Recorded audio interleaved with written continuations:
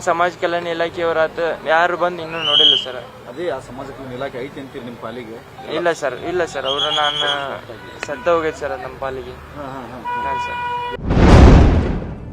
Ladies and gentleman, ಹುಬ್ಬಳ್ಳಿಯ ಮಾನ್ಯ ಪಾಟೀಲ್ ಅವರ ಮರ್ಯಾದೆ ಹತ್ಯೆ ಯಾರಿಗೆ ತಾನೇ ಗೊತ್ತಿಲ್ಲ ಅಂತ ಹೇಳಿ ಲಿಂಗಾಯತ್ ಹುಡುಗಿಯೊಬ್ಳು ದಲಿತ ಹುಡುಗನನ್ನ ಪ್ರೀತಿಸಿ ಮದುವೆಯಾದ್ಲು ಅನ್ನೋ ಜಿದ್ದಿಟ್ಕೊಂಡು ಕುಟುಂಬದ ಮರ್ಯಾದೆನೇ ಹೋಗ್ಬಿಡ್ತಪ್ಪ ಅಂದ್ಕೊಂಡು ಆ ಮಾನ್ಯಾಳ ತಂದೆ ಮಗಳು ಪ್ರೆಗ್ನೆಂಟ್ ಅನ್ನೋದನ್ನ ಗಮನಿಸಿದೆ. ಗರ್ಭಿಣಿ ಮಗಳನ್ನ ಹತ್ಯೆಗೈದಿರುವ ಕರುಣಾಜನಕ ಕತೆ ಎಲ್ರಿಗೂ ಗೊತ್ತಿರುತ್ತದೆ. ದಲಿತ ಕುಟುಂಬಕ್ಕಾದ ನೋವು, ದಲಿತ ಕುಟುಂಬಕ್ಕಾದಂತಹ ಹಿಂಸೆ ಹಲವಾರು ಅಧಿಕಾರಿಗಳನ್ನ ಬಲೆ ತೆಗೆದುಕೊಂಡು 3 ಜನ ಪೊಲೀಸ್ ಅಧಿಕಾರಿಗಳು ಕೂಡ ಇಲ್ಲಿ ಸಸ್ಪೆಂಡ್ ಆಗಿದ್ದಾರೆ.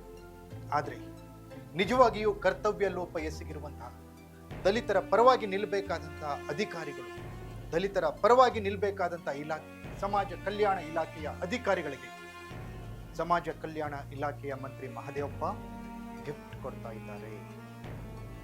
ಹಾಗಾದ್ರೆ ಮಹದೇವಪ್ಪನವರು ದಲಿತ ವಿರೋಧಿನ? ದಲಿತರಿಗಾದಂತಹ ನೋವು, ಹಿಂಸೆ, ಅವಮಾನ ಈ ಎಲ್ಲದಕ್ಕೂ ಸರಿಯಾಗಿ ಕಾರ್ಯನಿರ್ವಹಿಸದ ಸಮಾಜ ಕಲ್ಯಾಣ ಇಲಾಖೆಗಳಿಗೆ ಮಹದೇವಪ್ಪ ಗಿಫ್ಟ್ ಕೊಡ್ತಾರಂದ್ರೆ ಮಹದೇವಪ್ಪನವರ ದಲಿತ ಅಸ್ಮಿತೆಯನ್ನ ಅಹಿಂದ ಸರ್ಕಾರ ದಲಿತರ ಪರವಾಗಿರೋದನ್ನ ಪ್ರಶ್ನಿಸಲೇಬೇಕಾಗುತ್ತೆ. ಇದು ಇವತ್ತಿನ ವಿಶೇಷ ನೆಲ ಜಲ ಭಾಷೆಗಾಗಿ ಪ್ರಾಮಾಣಿಕ ಪತ್ರಿಕೋದ್ಯಮ. ನಾನು ಹೇಮಂತ್.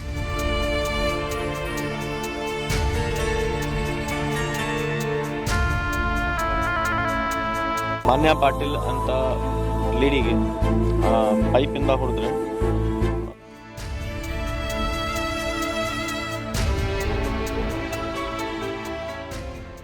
ಎಸ್ ವೀಕ್ಷಕರೇ, ಹುಬ್ಬಳ್ಳಿಯ ಇನಾಮ್ ವೀರಾಪುರ ಗ್ರಾಮದಲ್ಲಿ ನಡೆದಂತಹ ದುರ್ಘಟನೆ. ಮಗಳು ದಲಿತ ಹುಡುಗನನ್ನ ಪ್ರೀತಿಸ್ಬಿಟ್ಲು. ಇನ್ಸ್ಟಾಗ್ರಾಮ್ನಿಂದ ಲವ್ ಶುರುವಾಗಿತ್ತು. ಮಗಳು ಮನೆಯಿಂದ ಓಡ್ ಹೋದ್ಲು, ದಲಿತನನ್ನ ಮದುವೆ ಆದ್ಲು. ಅದರಿಂದ ಕುಟುಂಬದ ಮರ್ಯಾದೆ ಹೋಗ್ಬಿಡ್ತು ಅಂತ ಮಗಳು ಗರ್ಭಿಣಿ ಆದ್ರೂ ಕೂಡ ಬಿಡದೆ ಹಠ ತೊಟ್ಟ ತಂದೆ ಮಗಳನ್ನ ಸಾಯಿಸ್ತಾನೆ. ಈ ಘಟನೆ ಸಂಚಲನವನ್ನು ಉಂಟು ಮಾಡಿತ್ತು. ಮಾನವ ಹಕ್ಕುಗಳ ಆಯೋಗ ಸೇರಿದಂತೆ ಎಲ್ಲರೂ ಹುಬ್ಬಳ್ಳಿಗೆ ಭೇಟಿ ಕೊಟ್ಟು ಅನ್ಯಾಯಕ್ಕೊಳಗಾದ ದಲಿತ ಕುಟುಂಬಕ್ಕೆ ಭೇಟಿ ಕೊಟ್ಟು ಸಾಂತ್ವನ.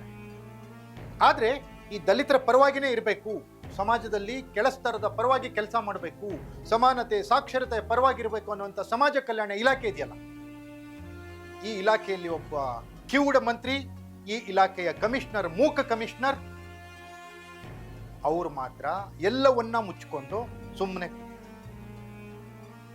ಅಲ್ಲಿ ಘಟನೆಯ ನಂತರ ದಲಿತರಿಗೆ ಕಾನೂನಿನ ಸಹಾಯ ಬೇಕಿತ್ತು.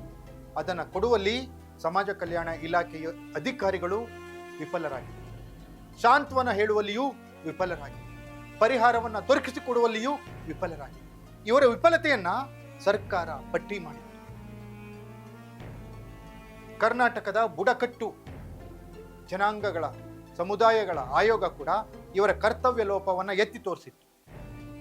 ಆದರೆ ಈ ಮಂತ್ರಿ ಮಹದೇವಪ್ಪ ದಲಿತರ ಕೋಟಾದಲ್ಲಿ ಗೆದ್ದು, ದಲಿತರ ಹೆಸರಲ್ಲಿ ಗೆದ್ದು, ದಲಿತರ ಕೋಟಾದಲ್ಲಿ ಇರುವಂತ ಕಾನ್ಸ್ಟಿಟ್ಯೂನ್ಸಿಯನ್ನು ಆಯ್ಕೆ ಮಾಡಿಕೊಂಡು ದಲಿತರ ಹೆಸರಲ್ಲಿ ಗೆದ್ದು, ದಲಿತ ಮತಗಳನ್ನು ಪಡೆದು ದಲಿತರ ಉದ್ಧಾರ ಮಾಡ್ತೀನಿ ಅಂತ ಗೆದ್ದು ಬಂದ ಮಹದೇವಪ್ಪ ಇವತ್ತು ಅಲ್ಲಿ ದಲಿತರಿಗೆ ಅನ್ಯಾಯ ಮಾಡಿರುವಂತಹ ಅಧಿಕಾರಿಗಳಿಗೆ ಗಿಫ್ಟ್ ಕೊಡ್ತಾ ಇದ್ದಾರೆ.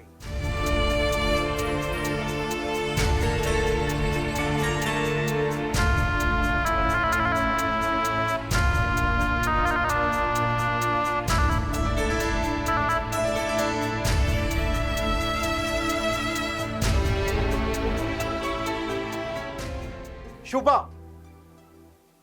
ಜಾಯಿಂಟ್ ಡೈರೆಕ್ಟರ್ ಹುಬ್ಳಿಯವರು ಈ ಪ್ರಕರಣದಲ್ಲಿ, ಮಾನ್ಯ ಪಾಟೀಲ್ ಪ್ರಕರಣದಲ್ಲಿ ಕರ್ತವ್ಯ ಲೋಪ ಎಸಗಿದ್ದಾರೆ ಅಂತ ದಲಿತ ಸಂಘಟನೆಗಳೆಲ್ಲ DC ಅವರಿಗೆ ಕಂಪ್ಲೇಂಟ್ ಕೊಟ್ಟರು.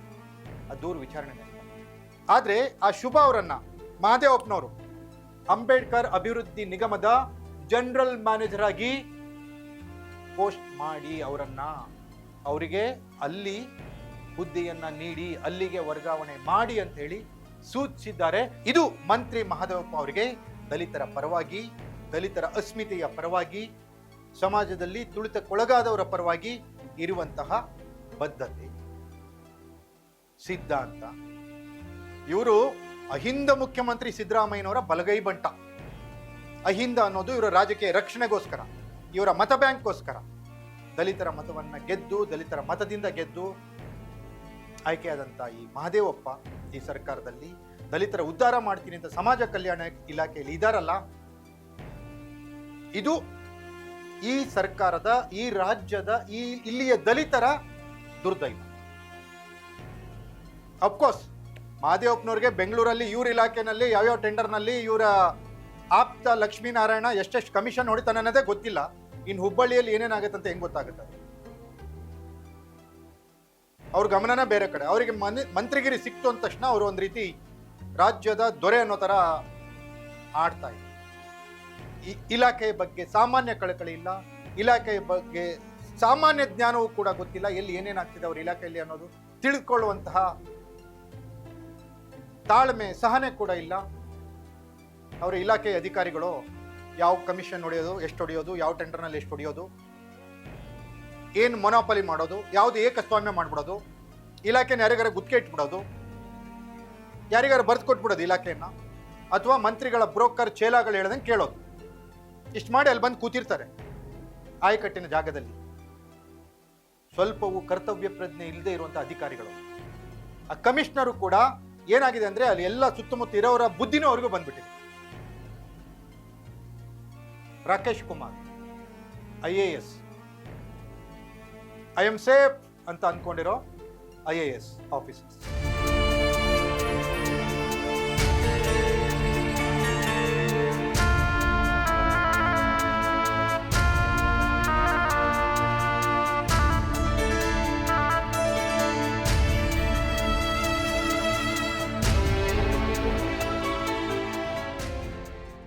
ನಿಜವಾಗಿಯೂ ಈ ರೀತಿಯ ದುರಾವರ್ತನೆ, ಈ ರೀತಿಯ ದುರಾಡಳಿತ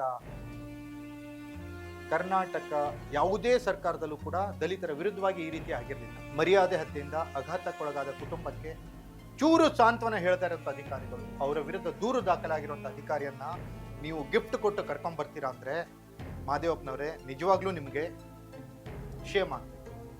ಇದಾಗಿತ್ತು ಎಕ್ಸ್ಕ್ಲೂಸಿವ್ ಸ್ಟೋರಿ. ನೆಲ ಜಲ ಭಾಷೆಗಾಗಿ ನೋಡ್ತಾ ಇರಿ ಫೋಕಸ್ ಟಿವಿ.